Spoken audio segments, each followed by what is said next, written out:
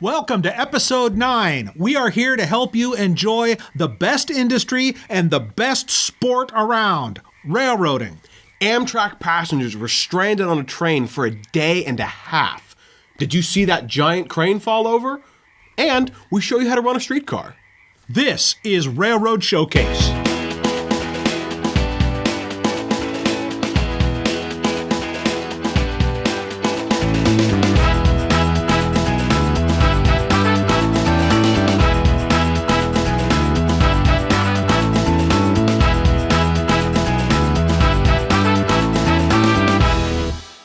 For our third and final installment at the Western Railway Museum, Alex Markopoulos shows us how to run a streetcar and how the controls work.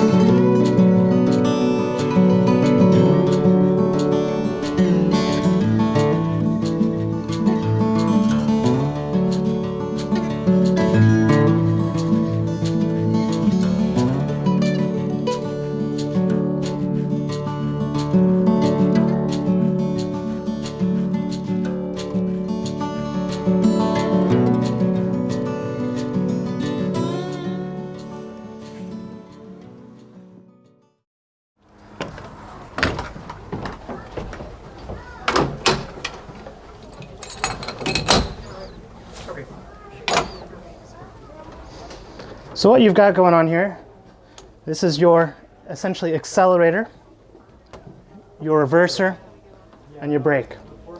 This is using what's called a K controller, which was developed by General Electric. The way this car runs, to be overly simplified, is it has the 600 volts come in from our overhead wire through a pole. Through that pole, it then comes down, and all full 600 volts going directly through this controller, where it's got a series of points on a star wheel right down the middle of this that connect different amounts of resistors to help the car go. As I take my first point of power, let's make sure we're off before we do anything. We are off. You have to put your reverser in forward before you start moving. And then as you take power, each one of these little points cuts a different resistor out until you get to what's called series. At series, you've cut all of your resistors out, and you're getting the full 600 volts straight to the motors, wound in series. Well, if you want to go a little bit faster, what you do is you'll keep moving up, and now it'll rewire it into what's called parallel.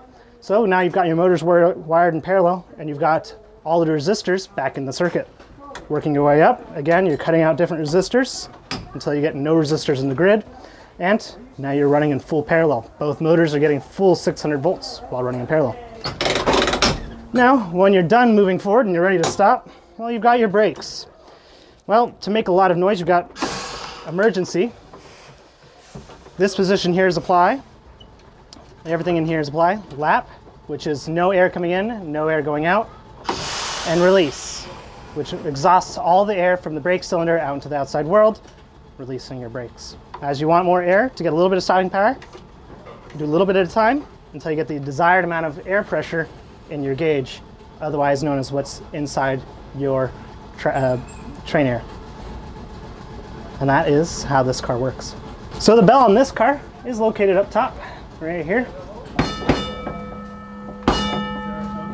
You've also got a smaller whistle on it. And those are all your noisemakers available on this car. Oh my gosh. We don't run these lights too often because of the way they're wound. These are actually running off full 600 volts coming from the overhead wire. And so they're all in series. So in theory, if one of these bulbs went out, every single one of them would now share an even higher voltage than what they are now. So it would go One would go out and you'd all of a sudden go da-da-da-da-da.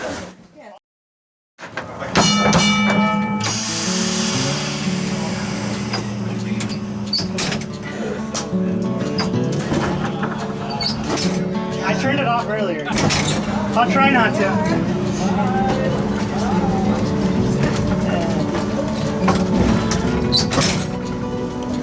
How many motors does this thing have? 2 out of 4 that it was originally built with. The 2 motors are located in the rear trunk on this car. Decided it didn't need all the power. Well, it's all we had. When we got this car, it was body only.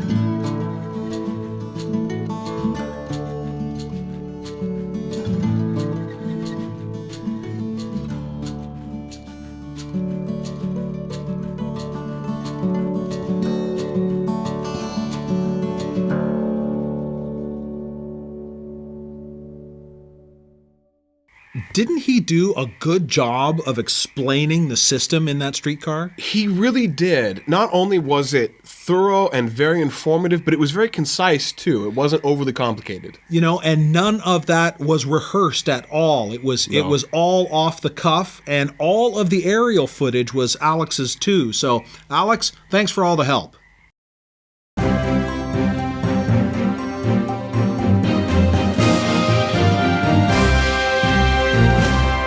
On February 24th, Amtrak's Coast Starlight left Seattle, bound for Los Angeles, and only made it as far as the small town of Oak Ridge, Oregon. The train had suffered damage from downed trees, and it was decided not to proceed because of deepening snow and more downed trees blocking the route. Oak Ridge, a town of 1,200 people, was without electricity, and its roads were mostly snowed in. The 183 passengers were kept on the train where there was heat and food. The crew was described as professional and kind. The train was stranded for 36 hours. Some passengers said it was hell. Others described it as an upbeat kumbaya party. Apparently, unexpected delays are what you make of them. That wasn't the only excitement for the Coast Starlight last month. Early in February, a drunken, shirtless man hopped on what the police report described as the backup engine, by which we assume they meant the second unit. He was messing with the controls and blowing the horn. The crew didn't want to approach him as he was being belligerent. The train was stopped between Dunsmuir and Mount Shasta, where law enforcement arrested the man, took him to a hospital, and then to jail. Rising from the ashes, the Northern Minnesota Railroad Heritage Association has been promoting rail history and model railroading for more than a decade. Here we see Lakeland PBS footage of their 10th anniversary. The Railroad Heritage Association is sharing the rich history and importance of the railroad industry in northern Minnesota through their hand-built displays. Dick has done a tremendous job here. He built the waterfall, he built that trestle bridge down there on the end, and all of the trestle supports for the track. The club attracts railroad enthusiasts and gives them an opportunity to build friendships and share their passion. Been, quote, playing with trains since the 40s. And it just has developed. And I was very fortunate to meet some of these fellows up here. Last June, the club moved to a new location in Cross Lake, Minnesota. Just days after the organization's collection and layout modules were relocated, the new building caught on fire. It was nearly a complete loss. The Brainerd Dispatch now has an encouraging report on this small but devoted group of volunteers. They've raised enough money to begin construction of their own building on donated land. More donations will be sought to complete the interior of the building and to start construction on new layouts. Another one of the old Ringling Brothers Circus train cars has found a home in Ohio. The Pomeroy Daily Sentinel reports that the Gallipolis Railroad Freight Station Museum has purchased the car, and it's been placed next to the station. The stainless steel sleeper was built by Budd in 1949 for the Pennsy. It joins a bay window caboose and a fireless locomotive. The local group is restoring the depot with donations and grant money. The board president is Jim Love, who used to work as a telegrapher in the station.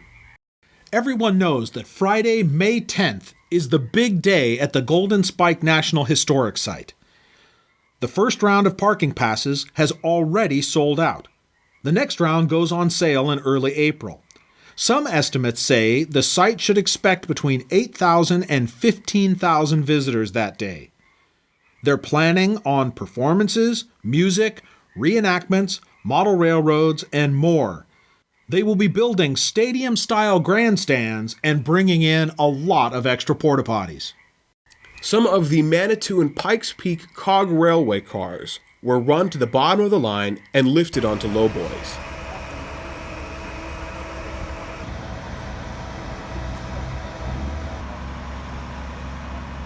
A regional blog at pikespeak.com says the railroad's current roster is being donated to various local businesses and entities for a variety of reuse. 3 cars are going to the Colorado Railroad Museum. New cars, new engines, and all new track are being purchased from Stadler Busnang of Switzerland. The line is set to reopen in May 2021. So just how much is a somewhat tired 1936 German 2-foot gauge engine worth these days? Bidders on this auction in Beaverton, Oregon, decided that this 040 well tank engine, 3 cars, and a bunch of 20-pound rail was worth $76,000. That's what it sold for last week when the online auction ended. This is the train set that formerly ran at Godfrey Heuman's South Shasta lines in Gerber, California. That news item was really interesting for me to do because that's an engine that I've spent a lot of hours running. Yeah. Wasn't it originally a coal burner? Yes, that engine. The story goes, I can't confirm it, but I was told that engine, it's a 2-foot gauge engine. Actually, it's a 60-centimeter gauge engine. Supposedly ran on the docks in Hamburg. And in the 60s, a bunch of those were put up for sale by a broker. And Godfrey Heuman, who lives not too far from here, or used to live not too far from here, bought the engine, ran it at his place. It's a well tank engine, so the water supply, instead of being held over the boiler like most American tank engines were, it was actually between the plate frames. The plate frames were actually the walls of the well tank, and then the bins on the side of the locomotive were filled with coal. And so, yes, it was originally a coal burner, and that was the engine that I cut my teeth on in steam. The fellow that was there at the ranch taught me how to run the engine, and I spent hours and hours and hours running that engine back and forth when Godfrey had his shows. It was a bunch of fun.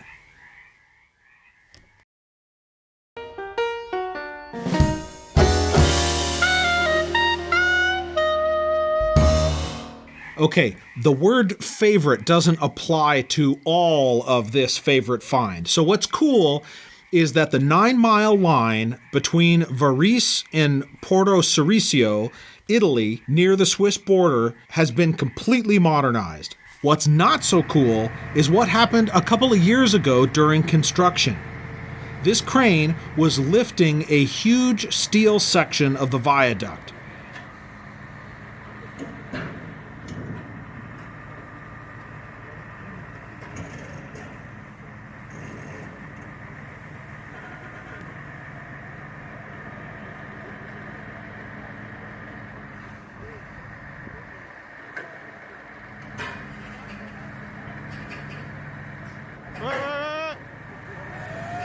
Reports said that a mechanical failure in the crane's counterbalance system caused the failure.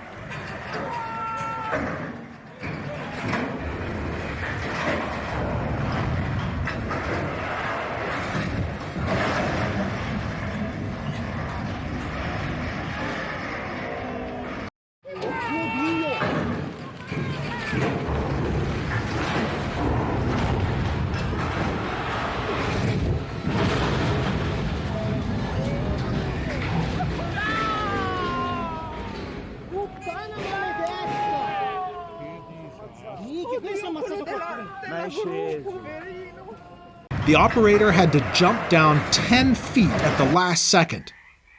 We think this might be him. It's astonishing that with all the workers nearby, no one was seriously injured. It is also amazing that the project completed on schedule, opening about a year ago. So here's a video put out by Delay in Block. It's a YouTube channel. These guys do really good work, and I got a big kick out of this segment because it has one of the strangest grade crossings I've ever seen. We're on the Florida Central Railroad in Tavares, Florida. There was a Y in the middle of town, and the city planners decided it was a good idea to put a traffic roundabout right on top of one corner of the Y, with no barriers. The engine crew must cringe every time they go through there. And there's not much to say about this next one. It's just some Russians in a Jeep on the right-of-way. Блять, поезд, сука!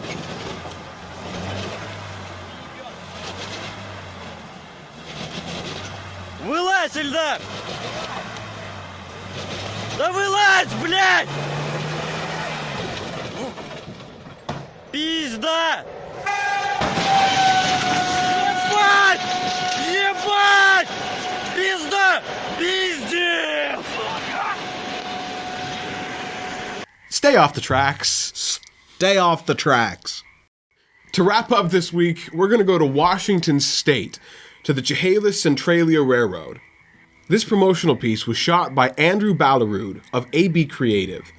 He is a professional photographer and videographer, and his craftsmanship really shows through. You just want to soak in the images.